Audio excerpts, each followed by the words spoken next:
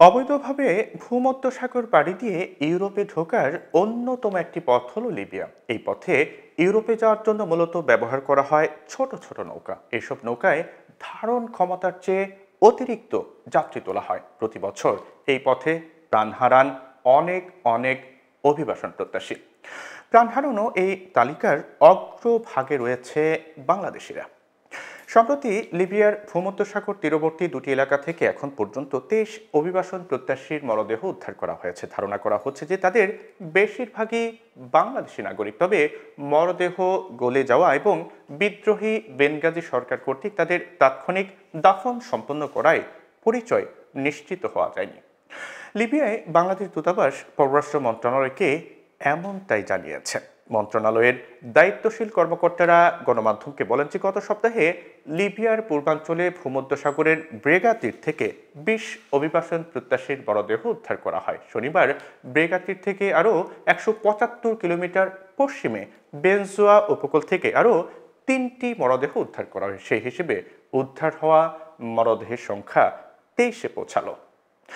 বিভিন্ন সূত্রে প্রাপ্ত তথ্যমতে ত্রিপলি মিশন বাংলাদেশ সরকারকে জানিয়েছে যে মোট 56 জন অভিবাসন প্রত্যাশীকে নিয়ে নৌকাটি ভূমধ্যসাগর পাড়ি দিতে গিয়ে ডুবে যায়। 23টি মরদেহ ছাড়া দুজনকে জীবিত অবস্থায় উদ্ধার করা হয়েছে। আশঙ্কাজনক অবস্থায় উদ্ধার হওয়া ওই দুজন বেনগাজি মিলিশিয়াদের নিয়ন্ত্রণাধীন একটি হাসপাতালে এই মুহূর্তে নিবিড় পর্যবেক্ষণে ভর্তি রয়েছে। তাদের পরিচয়ও এখনো পর্যন্ত নিশ্চিত হওয়া যায়নি। দূতাবাস ঢাকাকে আরও জানিয়েছে যে অকস্থল থেকে ভূমধ্যসাগরের গোটা পূর্বাঞ্চলে বিদ্রোহী সরকার নিয়ন্ত্রণে। সেখানকার প্রসিকিউশনের সঙ্গে সরাসরি যোগাযোগের চেষ্টায় সফল হয়নি ত্রিপলি মিশন। উদ্ভূত পরিস্থিতিতে দার আল লিবিয়া নামের একটি মধ্যস্থতাকারী প্রতিষ্ঠান যারা অভিবাসন নিয়ে কাজ করে থাকে তাদের দায়িত্ব দিয়েছে বাংলাদেশ দূতাবাস। তাদের মাধ্যমে জীবিত দুজন এবং মৃতদেহগুলোর তথ্য পাওয়ার চেষ্টা চলছে। তাছাড়া রেড ক্রিসেন্টের মাধ্যমেও চেষ্টা করা হচ্ছে। এর আগে বৃহস্পতিবার দূতাবাসের ফেসবুক পেজে এক পোস্টে বলা হয় যে লিবিয়ার পূর্বাঞ্চলে ভূমধ্যসাগরের ব্রেগা তীর থেকে গত দুদিনে বেশ কয়েকজন অভিবাসীর মরদেহ উদ্ধার করা হয়েছে। স্থানীয় উদ্ধারকারী কর্তৃপক্ষের মতে অভিবাসন প্রত্যাশীদের একটি নৌকা ভূমধ্যসাগরে ডুবে যাওয়ার পর এসব মরদেহ ব্রেগা তীরে ভেসে এসেছে।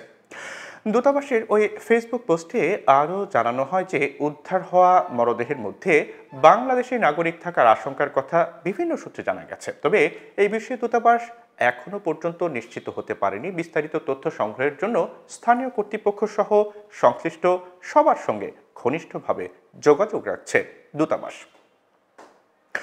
শনিবার দূতাবাসের পক্ষ থেকে জানানো হয়েছে যে এসব মানুষ কোন কোন দেশের নাগরিক তা এখনো নিশ্চিত হওয়া যায়নি। তবে স্থানীয় রেড ক্রিসেন্টের ধারণা যে তারা সবাই বাংলাদেশের নাগরিক। আর পরিচয় শনাক্ত না হওয়ায় মরদেহগুলো ব্রেগা থেকে 40 কিলোমিটার দূরে আজদাদিয়া নামক একটি স্থানে তাদেরকে সমাহিত করা হয়েছে।